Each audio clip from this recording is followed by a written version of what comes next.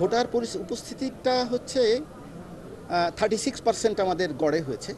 36%, এটা আমি এই সময় কম বলবো না, কিন্তু এটা গ্রহণযোগ্য।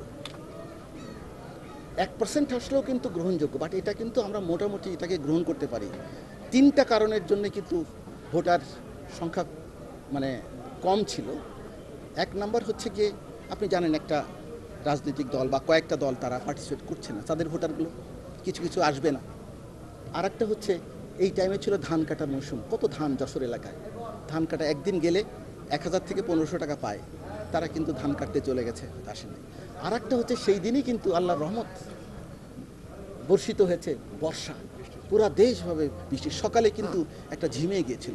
আমি জানি না যশোর এলাকায় হয়েছে কিনা, বাট অন্য অন্য এলাকায় সকালে হয়েছে, সেটা কিন্তু একটা নিরুৎসিত হয়ে পড়েছে। আর এটাও হতে পারে যে আমার মনের প্রার্থী আসে নাই, আমি যাকে চাই সে দাঁড়ায় নাই, সেই জন্য আমি যাই নাই, অনেক কিছু হতে পারে।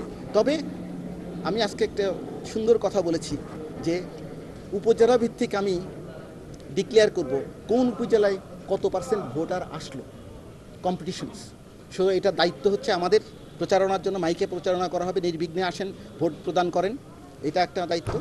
আর একটা হচ্ছে প্রার্থীদেরও দায়িত্ব তাদের ভোটারদেরকে ভোট কেন্দ্রে আনা। আবার যারা প্রতিহত করবে, আইন শৃঙ্খলার দায়িত্ব ওই রাস্তা ক্লিয়ার রাখা, যেন প্রতিহত না করতে পারে। যার ভোট সে দিবে, যাকে খুশি তাকে দিবে, এবং নির্বিঘ্নে এসে নির্ভয়ে সে ফেরত চলে যাবে শান্তিপূর্ণভাবে। এই পরিবেশ আমরা সৃষ্টি করব। দেখেন, কথা যা বলি তাই করি, এবং আপনারা প্রথমে বললেন আপনার আগের থেকে আমরা, সুতরাং আমরা উন্নতির দিকে আস্তে আস্তে আগাচ্ছি ইনশাল্লাহ। একদিন আমাদের যশোর না, বাংলাদেশের ইলেকশন অন্য দেশের জন্য রোল মডেল হবে ইনশাল্লাহ। যাই হোক, আজকে আমরা যে বসলাম এখানে, যে প্রার্থীদের সাথে মত বিনিময় করলাম, যারা প্রার্থী এসছেন তাদের সাথে মত বিনিময় করলাম, এবং তাদের কথা শুনলাম, এবং আমাদের সকলের কথা তাদেরকে শুনলাম। আমাদের অনুযোগ অভিযোগ ছিল পরবর্তীতে আমাদের যে নির্বাচন কর্মকর্তারা, নির্বাচন সংশ্লিষ্ট আইন শৃঙ্খলা প্রশাসন এবং সকলেই যে তাদেরকে 100% আশ্বস্ত করতে পেরেছে, এবং তারা খুশি মনে তারা কিন্তু এখান থেকে ফেরত গেছে। এবং আমি বলেছি তাদেরকে, একই প্রশ্ন জিজ্ঞেস করেছি দ্বাদশ কেমন ছিল, একই প্রশ্ন জিজ্ঞেস করেছি আমার প্রথম ধাপ কেমন ছিল, ভালো ছিল।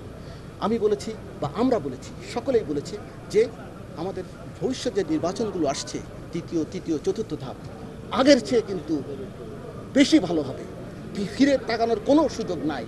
সুতরাং সবার মাথার মধ্যে যারা কোনো কিছু থাকে, আল্লাহর রাস্তে আমি তাদেরকে ওই জিনিসটা মুক্ত থাকতে, ওই জিনিস থেকে মুক্ত হইতে বলছি।